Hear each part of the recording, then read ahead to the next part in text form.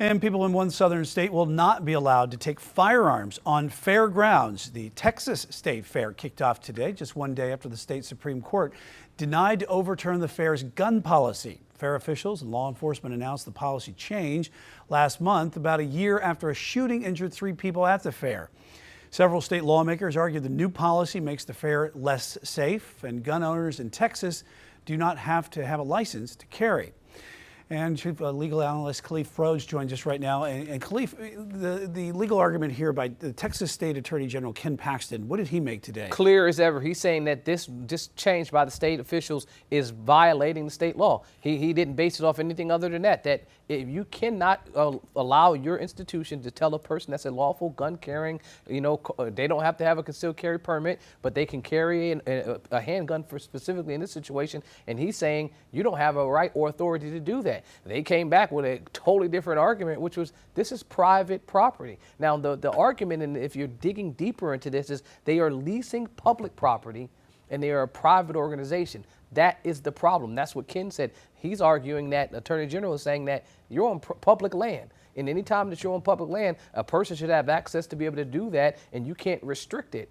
They're saying, no, we're leasing this public land, but we're a private entity. The courts agreed with the fair and said, listen, this is a private entity. And the court also said, at no point did you say that a private entity cannot regulate who brings firearms on or off of their property. You go places all the time. You see the signs, no firearms allowed. Well, that's clear because a private institution, organization, or a private entity at any time can ban firearms on their property. And Texas certainly won for their Second Amendment rights, and the people there, it is a very polarizing issue when it comes to this type of thing. How did the state Supreme Court respond on this? Well, the state Supreme Court is clear that at the end of the day, the private owner has a right to dictate where and when a firearm could be used. And when you look at these type of things involving guns, the first reach is to go to Second Amendment. But this isn't a Second Amendment argument. This is a private property argument. This is, are you as a private citizen, someone that if you own your house, can I say, you know what, I don't want people to bring firearms on my property? Well, you have a right to do that because it's your private property. This is the same argument they're making here. This is really not a Second Amendment argument. This is a private property argument, and the court agreed that we don't have to even listen to any of the argument that you said at all. Where do we go from here then? Well, Paxton has a number of issues, number of directions he can go. I mean, he has an election coming up, so he may be able to, challenge this in the court of public opinion.